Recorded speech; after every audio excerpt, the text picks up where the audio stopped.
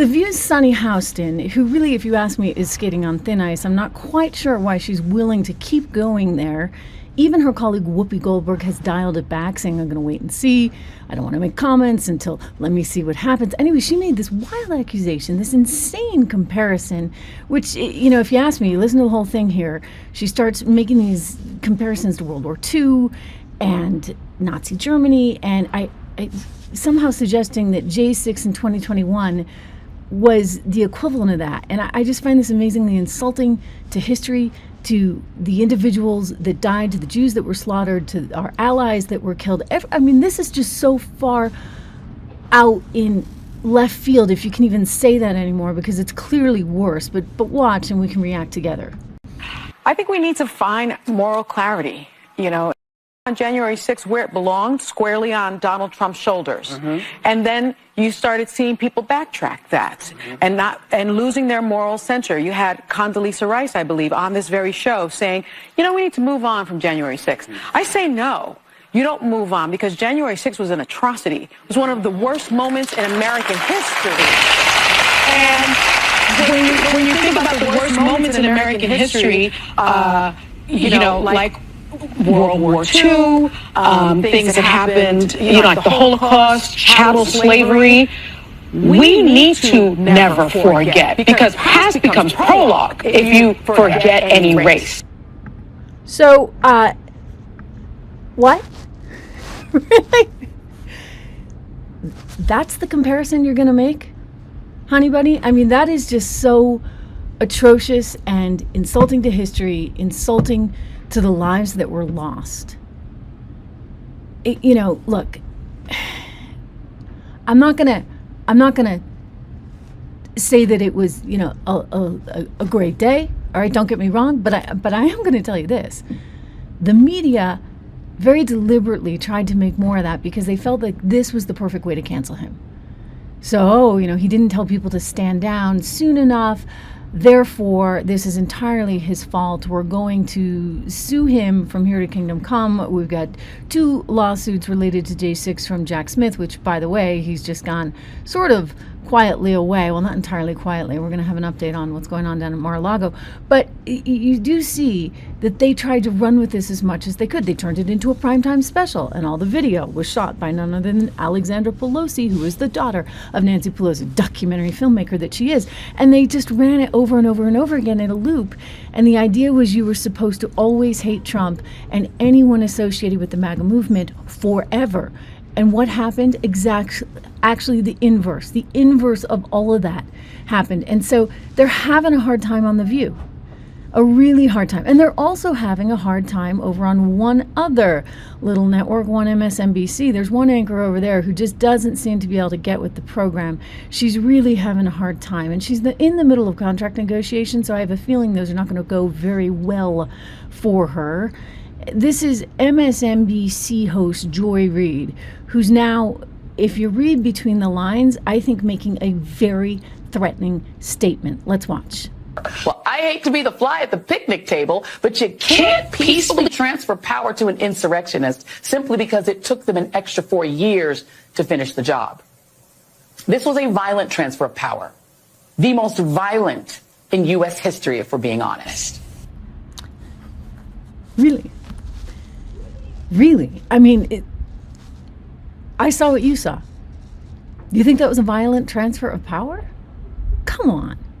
So you see where they're going with this. This is a woman who already is sort of sowing the seeds of, if you ask me, some violence. Take a look at what she said right after the election, trying to once again stoke this division between left and right, black and white, men and women. Of course, in this case, she's saying she's done with all women, all white women, specifically whites in general. Here's Joy Reid saying how black women need to lead the way forward in her very divisive, frightening way.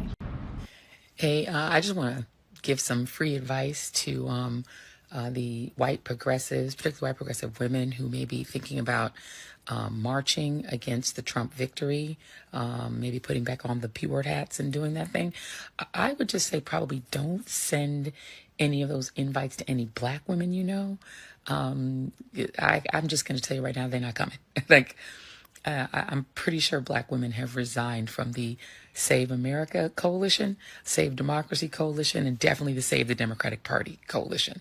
I think that's probably not happening. I would just keep those invites maybe among your own friends because I don't think they're coming. But yeah, I think Black women are now on the Save Black Women, Prioritize Black Men, and prioritize Black communities, Black businesses, and that. And, you know, the Black spaces, but Save America, Save the Democratic Party. Yeah, I don't think that's happening. So what exactly does that mean? What exactly is she trying to do? Why does she want to encourage this division? If I were MSNBC and I were the bosses there, I'd be asking some of these questions, especially amidst this contract negotiation. I do think if they're going to fire anyone, she would be one of the first to go, although they may be nervous about doing so in light of all of this noise that she has been making. But do not forget, this is a woman who's basically saying, you know, Black America needs to desert the Democrat Party. This is a woman who's saying that you need to, if your family supported Trump, stay away from that family at Thanksgiving and Christmas. She quite notoriously, infamously said that. And now she's effectively threatening some kind of violence, saying that this was a violent taking over of the country by the Trump movement. I mean, this is somebody who really and truly, I think, belongs in her very own special place and probably not on an actual network, right? Let her go do her little podcast. It's not that bad over here in podcast world, let me just tell her. But, you know, you really can't be in a network space in a publicly traded company. Do not forget, Comcast is severing ties with MSNBC and all of its cable networks. They're going to be spun off into what's being called, for lack of a better term right now, SpinCo, and that's going to be happening relatively soon. So you can see that the network itself wants to distance itself. Comcast as a cable company is hanging on to NBC, by the way. So it's not like they were getting rid of everything. They just want to get rid of one Joy Reid and maybe the team over at Morning Joe, and understandably so. Look, the media was pretty awful in the way it went after Trump from the very beginning. I mean, I remember back in it wasn't even 2020. I mean, we can go all the way back to 2016 when you saw all of these people over and over again, led by none other than Jimmy Carter and Hillary Clinton, trying to say that Donald Trump was not legit. I mean, think about who started it all. Trump didn't actually win the election in 2016. He lost the election, and he was put in office because the Russians interfered. Trump knows he's an illegitimate president. The president-elect, although legally elected, is not legitimate. I don't see the president-elect as a legitimate president. You said you believe that Russia's interference altered the outcome of the election. I do. We have a president who, if in fact it is proven, has been assisted by the Russians and may in fact not be a legitimate president. The one thing that Trump is fearful of when it comes to his being president is that finally we will see how illegitimate his victory actually was. Wow. I mean, think of that, right? We don't have to play the whole thing. I think there's like 10 minutes of it, but it's just unbelievable, put together by courtesy of the RNC, of course. But that is powerful when they're out there saying, oh, you know, he's not legit. And you say, wait a second, he just tried to like go back and say, can we have another recount of some of these votes? They were the ones saying all along he was not a legitimate president. You see on the bottom of my screen a promotion for one of our great show sponsors. That would be American Heart for Gold. If you're interested in investing in gold, you know it's something that I invest in. It's part of a well-diversified portfolio and something that, in my estimation, really helps fight inflation. Give them a ring, 1-844-495-1115, or you can text my name, Trish, to 65532. Text Trish to 65532 for your chance to get up to $15,000 right now in free silver. Important to have that hedge and the diversification.